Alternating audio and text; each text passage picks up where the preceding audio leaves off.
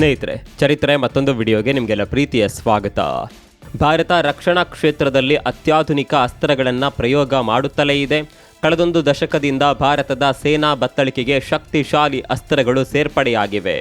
ಒಂದು ಕಾಲದಲ್ಲಿ ವೆಪನ್ಗಳ ವಿಚಾರದಲ್ಲಿ ಬೇರೆ ದೇಶಗಳನ್ನೇ ಅವಲಂಬಿಸಿಕೊಂಡಿದ್ದ ಭಾರತ ಈಗ ಅಡ್ವಾನ್ಸ್ಡ್ ವೆಪನ್ಗಳನ್ನು ತನ್ನ ನೆಲದಲ್ಲೇ ರೆಡಿ ಮಾಡ್ತಾ ಇದೆ.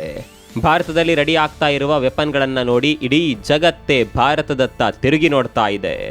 ಇದೀಗ ಮತ್ತೊಂದು ಬ್ರಹ್ಮಾಸ್ತ್ರವನ್ನ ತನ್ನ ಬತ್ತಳಿಕೆಗೆ ಸೇರ್ಪಡೆಗೊಳಿಸಲಿದೆ ಭಾರತ. ಸ್ಟಾರ್ ವಾರ್ಸ್ ಸಿನಿಮಾದಲ್ಲಿ ತೋರಿಸಿದ ರೀತಿಯ ಲೇಸರ್ ವೆಪನ್ ಅನ್ನ ಭಾರತ ಅಭಿವೃದ್ಧಿಪಡಿಸಿದೆ. ಈ ಲೇಸರ್ ಅಸ್ತ್ರದ ಮೂಲಕ ಡ್ರೋನ್ಗಳನ್ನು ಆಕಾಶದಲ್ಲೇ ಉಡಿಸ್ ಮಾಡಬಹುದು. ಇದನ್ನ ಗೇಮ್ ಚೇಂಜರ್ ಅಸ್ತ್ರ ಅಂತ ಬಣ್ಣಿಸಲಾಗ್ತಾ ಇದೆ. ಇತ್ತೀಚೆಗೆ ಭಾರತ ಇದೇ ಲೇಸರ್ ವೆಪನ್ ಅನ್ನ ಬಳಸಿಕೊಂಡು ಪಾಕಿಸ್ತಾನದ ಡ್ರೋನ್ ಅನ್ನ ಪೀಸ್ ಮಾಡಿತ್ತು. ಇದೀಗ ಈ ಲೇಸರ್ ವೆಪನ್ ಸಂಪೂರ್ಣವಾಗಿ ಅಭಿವೃದ್ಧಿಗೊಂಡು ಸೇನಾ ಬತ್ತಳಿಕೆಗೆ ಸೇರ್ಪಡೆಗೊಳ್ಳಲು ಸಜ್ಜಾಗಿ ನಿಂತಿದೆ. ಭಾರತಕ್ಕೆ ಈ ಸ್ಟಾರ್ ವಾರ್ ವೆಪನ್ ಸೇರ್ಪಡೆಯಾಗುತ್ತಿದ್ದಂತೆ ಚೀನಾಗೆ ಲೈಟ್ ಆಗಿ ಭಯ ಶುರುವಾಗಿದೆ.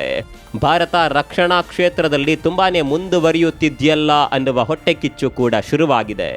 ಮತ್ತೊಂದು ಕಡೆಯಲ್ಲಿ ಪಾಕಿಸ್ತಾನ ಹಾಗೂ ಬಾಂಗ್ಲಾಗಳಿಗೆ ನಡುಕ ಶುರುವಾಗಿದೆ. ಡ್ರೋನ್ ಕಳಿಸಿ ಮಜಾ ನೋಡಿಕೊಳ್ತಾ ಇದ್ದ ಪಾಕಿಸ್ತಾನ ಈಗ ತಲೆ ಕೆಡಿಸಿಕೊಂಡಿದೆ. ಅಷ್ಟಕ್ಕೂ ಏನಿದು ಅತ್ಯಾಧುನಿಕ ಲೇಸರ್ ವೆಪನ್?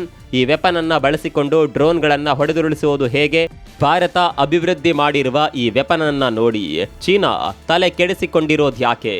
ಎಲ್ಲವನ್ನ ಡೀಟೇಲ್ ಆಗಿ ತೋರಿಸ್ತೀವಿ ನೋಡಿ.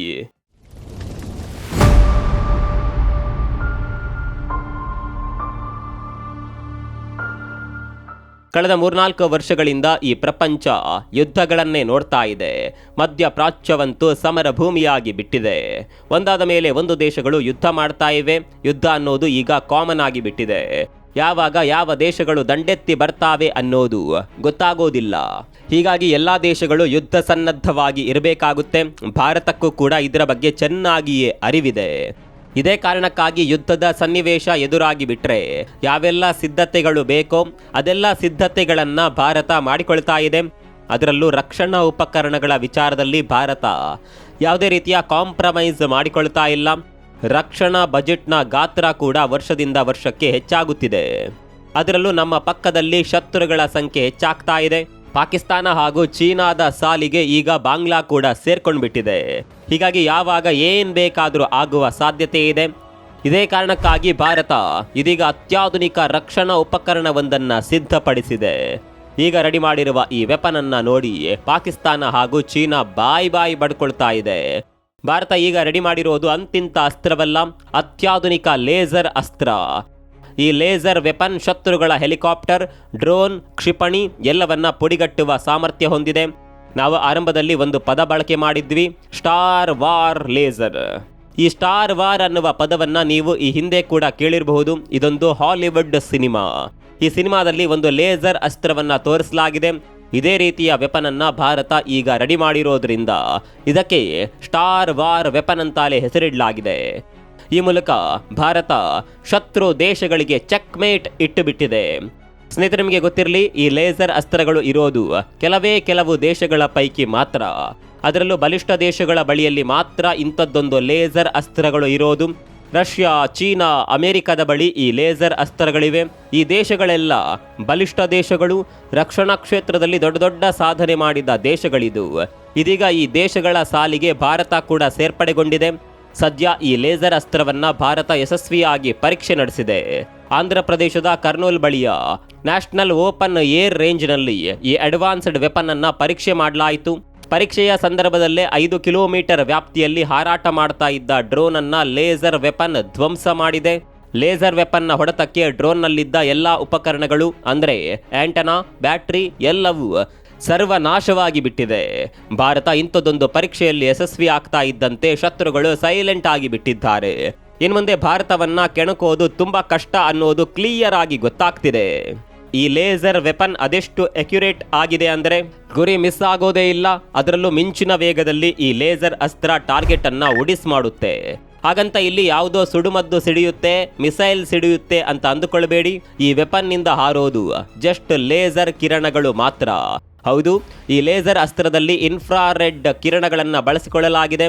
ಅದು ಕೂಡ ಅತ್ಯಂತ ತೀಕ್ಷ್ಣವಾದ ಇನ್ಫ್ರಾರೆಡ್ ಕಿರಣಗಳನ್ನು ಇಲ್ಲಿ ಬಳಸಿಕೊಳ್ಳಲಾಗಿದೆ.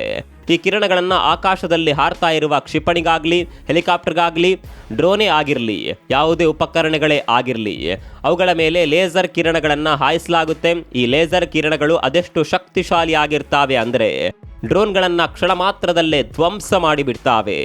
ಡ್ರೋನ್ಗಳಿಗೆ ಲೇಸರ್ಗಳು ಸಿಡಿಲ್ನಂತೆ ಬಂದಪ್ಪಳಿಸುತ್ತೆ. ಹೀಗೆ ಕಿರಣಗಳು ಅಪ್ಪಳಿಸಿದ್ದೇ ತಡ ಡ್ರೋನ್ ಅಥವಾ ಹೆಲಿಕಾಪ್ಟರ್ಗಳಿಗೆ ಕ್ಷಣದಲ್ಲೇ ಬೆಂಕಿ ಹೊತ್ಕೊಳ್ಳುತ್ತೆ. ಅಲ್ಲಿಗೆ ಡ್ರೋನ್ ಪತನಗೊಳ್ಳುತ್ತೆ. ಎಂಥದ್ದೇ ಶಕ್ತಿಶಾಲಿಯಾದ ಡ್ರೋನೇ ಇರಲಿ, ಈ ಲೇಸರ್ನ ಎದುರು ಅದರ ಕೆಲಸ ನಡೆಯೋದೇ ಇಲ್ಲ. ಇದೇ ಕಾರಣಕ್ಕಾಗಿ ಈ ಅಸ್ತ್ರವನ್ನ ಗೇಮ್ ಚೇಂಜರ್ ಬ್ರಹ್ಮಾಸ್ತ್ರ ಅಂತ ಕರೆಯಲಾಗಿದೆ. ಈ ಅಸ್ತ್ರದ ಬಗ್ಗೆ ಪ್ರತಿಕ್ರಿಯೆ ನೀಡಿರುವ DRDO ವಿಜ್ಞಾನಿಗಳು, ಇದು ಜಸ್ಟ್ ಆರಂಭ ಅಷ್ಟೇ, ಇದನ್ನ ನಾವು ಇನ್ನಷ್ಟು ಅಭಿವೃದ್ಧಿ ಪಡಿಸುತ್ತೇವೆ ಅಂತ ಹೇಳಿಕೊಂಡಿದ್ದಾರೆ.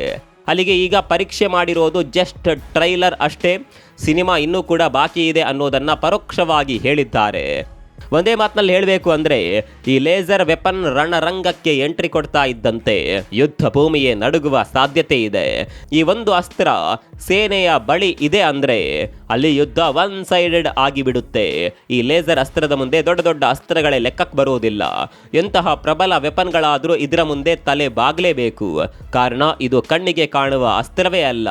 ನೀವೆಲ್ಲ ಸ್ಟಾರ್ ವಾರ್ ಸರಣಿಯಲ್ಲಿ ಈ ಅಸ್ತ್ರ ಯಾವ ರೀತಿ ಕೆಲಸ ಮಾಡುತ್ತೆ ಅನ್ನೋದನ್ನು ನೋಡಿರಬಹುದು. ಸೇಮ್ ಟು ಸೇಮ್ ಅದೇ ರೀತಿ ಕೆಲಸ ಮಾಡುತ್ತೆ ಭಾರತ ರೆಡಿ ಮಾಡಿರುವ ಈ ಲೇಸರ್ ವೆಪನ್. ಇನ್ನೊಂದು ವಿಚಾರ ಅಂದರೆ ಇದನ್ನು ಬಳಕೆ ಮಾಡೋದು ತುಂಬಾನೇ ಸುಲಭ. ಕೇವಲ ಸುಲಭ ಮಾತ್ರವಲ್ಲ, ಕಡಿಮೆ ಖರ್ಚಿನಲ್ಲಿ ವೆಪನ್ ರೆಡಿ ಆಗೋದ್ರಿಂದ ಉಳಿದ ದೇಶಗಳು ಕೂಡ ಲೇಸರ್ ವೆಪನ್ಗಳನ್ನು ರೆಡಿ ಮಾಡೋದಕ್ಕೆ ಪ್ರಯತ್ನ ಮಾಡ್ತಾ ಇದೆ. ಇಸ್ರೇಲ್ ಕೂಡ ಲೇಸರ್ ವೆಪನ್ನ ಹಿಂದೆ ಬಿದ್ದಿದೆ. ಇನ್ನು ಈ ಲೇಸರ್ ಅಸ್ತ್ರಕ್ಕೆ ಪೆಟ್ರೋಲ್ ಅನ್ನ ಇಂಧನದ ರೂಪದಲ್ಲಿ ಬಳಸಲಾಗುತ್ತೆ. ಹಾಗಂತ ದೊಡ್ಡ ಮಟ್ಟದ ಪೆಟ್ರೋಲ್ ಇಲ್ಲಿ ಖರ್ಚಾಗೋದಿಲ್ಲ. ಹಾಗಂತ ಆರಂಭಿಕ ಹಂತದಲ್ಲೇ ಎಲ್ಲವೂ ಸರಿಯಾಗಿದೆ ಅಂತಲ್ಲ, ಕೆಲವು ಬದಲಾವಣೆಗಳು ಆಗಲೇಬೇಕು. ಸದ್ಯದ ಮಟ್ಟಿಗೆ ಈ ವೆಪನ್ನ ಗಾತ್ರ ತುಂಬಾನೇ ದೊಡ್ಡದಿದೆ. ಇಕ್ಕಟ್ಟಿನ ಪ್ರದೇಶಗಳಿಗೆ ಇದನ್ನು ತೆಗೆದುಕೊಂಡು ಹೋಗೋದು ತುಂಬಾನೇ ಕಷ್ಟ. ಹೀಗಾಗಿ ಗಾತ್ರದಲ್ಲಿ ಬದಲಾವಣೆ ಮಾಡುವ ಅಗತ್ಯ ಇದೆ. ಗಾತ್ರದಲ್ಲಿ ಬದಲಾವಣೆ ಮಾಡಿದರೆ ಯುದ್ಧ ನೌಕೆ ಹಾಗೂ ಯುದ್ಧ ವಿಮಾನಗಳಲ್ಲಿ ಕೂಡ ಇದನ್ನು ಬಳಕೆ ಮಾಡಬಹುದು. ಒಂದು ವೇಳೆ ಫೈಟರ್ ಜೆಟ್ ಹಾಗೂ ಯುದ್ಧ ನೌಕೆಗಳಲ್ಲಿ ಕೂಡ ಇದನ್ನು ಅಳವಡಿಸುವಲ್ಲಿ ಭಾರತ ಯಶಸ್ವಿಯಾಗಿ ಬಿಟ್ಟರೆ ಶತ್ರುಗಳು ಭಾರತದ ವಿರುದ್ಧ ಕಿರಿಕ್ ಮಾಡುವ ಮುನ್ನ 1000 ಸಲ ಯೋಚನೆ ಮಾಡ್ತಾರೆ. ಪಾಕಿಸ್ತಾನವಂತೂ ಭಾರತದ ತಂಟೆಗೆ ಹೋಗೋದೇ ಬೇಡ, ಸುಮ್ಮನೆ ಕುಳಿತುಕೊಳ್ಬೇಕು ಅಷ್ಟೇ. ಪಕ್ಕಾ ಸ್ಟಾರ್ ವಾರ್ನ ಲೇಸರ್ ವೆಪನ್ನ ರೀತಿಯೇ ಇದನ್ನು ಸಿದ್ಧಪಡಿಸೋದಕ್ಕೆ DRDO ವಿಜ್ಞಾನಿಗಳು ಪ್ರಯತ್ನ ಪಡ್ತಾ ಇದ್ದಾರೆ. ಅದಕ್ಕಾಗಿ ಕೆಲಸಗಳು ನಡೀತಾ ಇದೆ. ಇದೇ ಕಾರಣಕ್ಕನ್ಸುತ್ತೆ ಇದು ಆರಂಭ ಅಷ್ಟೇ ಅಂತ DRDO ವಿಜ್ಞಾನಿಗಳು ಹೇಳಿರೋದು. ಇನ್ನು ಸೇನಾ ಬತ್ತಳಿಕೆಗೆ ಕೆಲವೇ ತಿಂಗಳುಗಳಲ್ಲಿ ಈ ವೆಪನ್ ಸೇರ್ಪಡೆ ಆಗಲಿದೆ ಅಂತ ವಿಜ್ಞಾನಿಗಳು ಹೇಳ್ತಾ ಇದ್ದಾರೆ. ಅದೇನೇ ಇರಲಿ, ಭಾರತ ರಕ್ಷಣಾ ಕ್ಷೇತ್ರದಲ್ಲಿ ತುಂಬಾನೇ ಮುಂದೆ ಹೋಗ್ತಾ ಇದೆ.